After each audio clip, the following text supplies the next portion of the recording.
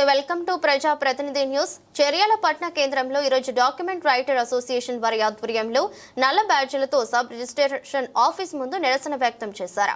ఈ సందర్భంగా sub registrar కి వినతి పత్రం అందజేశారు. సమావేశంలో డాక్యుమెంట్ రైటర్స్ అసోసియేషన్ అధ్యక్షులు మంకెన అంజిరెడ్డి, ఉపాధ్యక్షులు తాడెం వెంకటస్వామి, కార్యదర్శి నవీన్లు మాట్లాడుతూ ప్రభుత్వం కొత్తగా ప్రవేశపెట్టిన స్లాట్ బుకింగ్ విధానాన్ని రద్దు చేయాలని, లేకుంటే ప్రజలు ప్రభుత్వం తీవ్రంగా నష్టపోతారని, దీనివల్ల ఒక రోజులో అయిపోయే రిజిస్ట్రేషన్ 2-3 రోజులు పడుతుందని, రిజిస్ట్రేషన్ చేసుకోవాలంటే ఒక రోజు ముందుగా స్లాట్ బుకింగ్ చేసుకోవాలని, దీనివలన ప్రజలు తీవ్రంగా ఇబ్బంది పడతారని అన్నారు.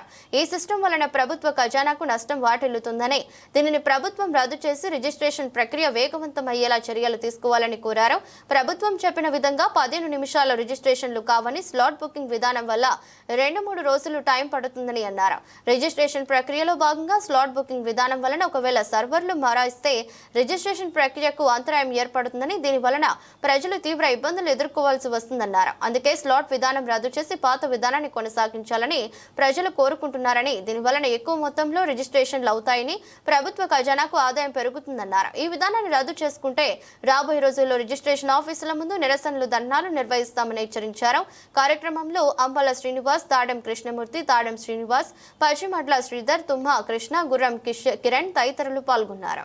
అంటే శనివారము తేదీ 19/4/2025 రోజున డాక్యుమెంట్ అసోసియేషన్ చేర్యాల తరఫున Cheriyal sub registrar office decision జరగకుండా నిరసన జరుపుతున్నాం. ఎందుకంటే ప్రస్తుత గవర్నమెంట్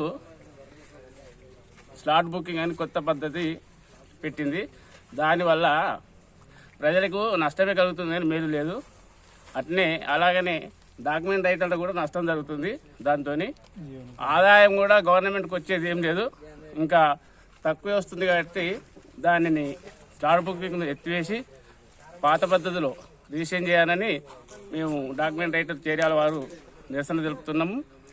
ఇటువంటి నిరసనలు ఇంకా రేపు మాపు ఇంకా 2 రోజులు 3 రోజులు చెప్తామని మేము అనుకుంటున్నాము.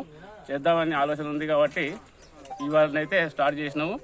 దీనివల్ల ప్రభుత్వానికి వచ్చే ఆదాయం ఏం లేదు, రైతులకు ప్రజలకు నష్టమే. స్లాట్ బుకింగ్ ఇదివరకు రిజిస్ట్రేషన్ ఆఫీసులో ఒక్కరోజు వస్తే రిజిస్ట్రేషన్ అయిపోయేది.